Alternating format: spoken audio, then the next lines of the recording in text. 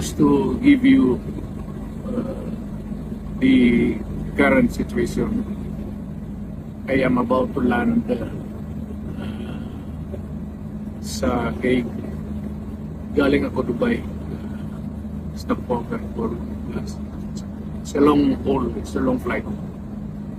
Okay ako. Do not worry. And I think this is something to do with the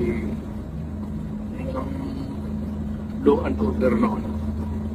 At sinasabi ko naman sa mga pulis, military na trabaho kayo at ako ang managot.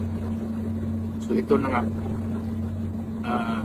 for all of the whatever happened in the past, ako na yung front sa ating law enforcement pati military. Sinabi ko na I will protect you and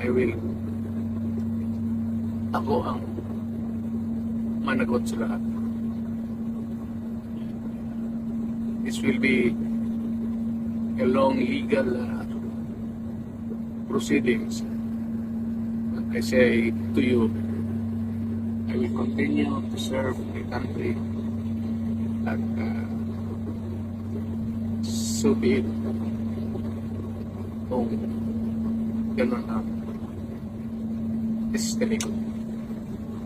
Salamat.